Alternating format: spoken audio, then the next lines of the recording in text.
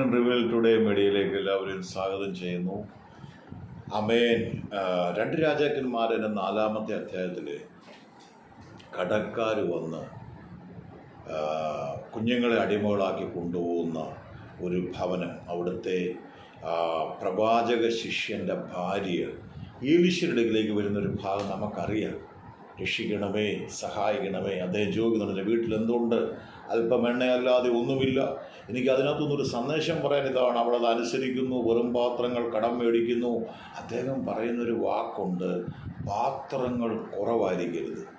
അതിനകത്തൊരു കാര്യം പറയാം. ഇവള് വിശ്വാസം പോലെ ഇവളും മക്കളും മുറിക്കകത്ത് കയറി കഥകടച്ച് ആ വെറും പാത്രങ്ങളിലേക്ക് അല്പം എണ്ണ പകരുമ്പോൾ എണ്ണ ഒഴുകുകയാണ്. എന്നാൽ അതിൽ നിന്നൊരു സന്ദേശം ഞങ്ങൾക്ക് തരാം. വീണ്ടും പാത്രം കൊണ്ടുപോകാൻ അമ്മ പറയും, മക്കൾ പാത്രമില്ല എന്ന് പറയുമ്പോൾ അവിടെ എണ്ണയുടെ ഒഴുക്ക് നിന്നുപോയി. എന്താണ് ഇതിൽ നിന്നുള്ള സന്ദേശം? ഞാൻ നിങ്ങളോട് പറയാം. അതിൽ നിന്നുള്ള സന്ദേശം ഇതാണ്: എപ്പോഴൊക്കെ ഇല്ല ഇല്ല എന്ന് പറയുമ്പോൾ സാധ്യതകളില്ല, ഉണ്ടെന്ന് പറയുമ്പോൾ ഉണ്ട്. എനിക്കറിയാം, ഞങ്ങളുടെ ആലയവുമായി ബന്ധപ്പെട്ട ഞങ്ങളൊരു റെൻറ്റഡ് ഒരു ഹാൾ എടുത്ത സന്ദർഭം ഉണ്ടായിരുന്നു. കോവിഡ് വന്ന ഞങ്ങളത് വിട്ടത്. വീണ്ടും ഞങ്ങളുടെ ഭവനവുമായി ബന്ധപ്പെട്ട ഓഡിറ്റോറിയം പണിതാണ് ഞങ്ങൾ ആരാധിക്കുന്നത്. അപ്പോൾ അന്ന് ഞങ്ങൾക്കൊരു വലിയ തുകയോടെ വേണമായിരുന്നു. പക്ഷേ ആ തുക അന്നുണ്ടായിരുന്നു, ആ തുക ഇന്നില്ല. ആ തുക അതിൻ്റെ പർപ്പസിന് വേണ്ടി.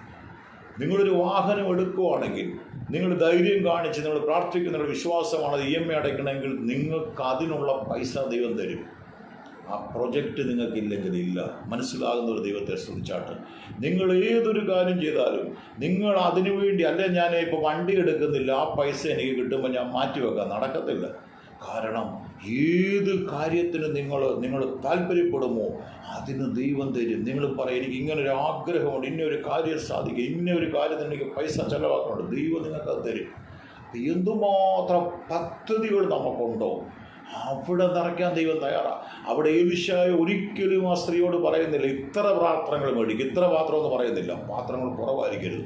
അതിൻ്റെ അർത്ഥം ഇനഫ്, ധാരാളം. എന്തുമാത്രം നീ മതിയായതായി കാണുന്നുണ്ട് അത്രയും. അതുപോലെ വേണം നിൻ്റെ ഭവനത്തെക്കുറിച്ച്, കുഞ്ഞുങ്ങളെക്കുറിച്ച് അനുഗ്രഹം, നന്മ, ദൈവകൃപ, അഭിഷേകം, നിറവ്, ശക്തി, നിത്യജീവൻ.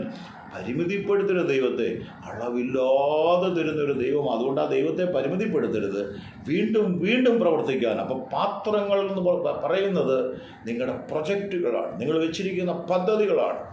അതിൻ്റെ മേൽ പ്രവർത്തിക്കാൻ, അതവിടെ ഉണ്ടോ പ്രവർത്തിക്കാൻ ദൈവം റെഡിയാണ്.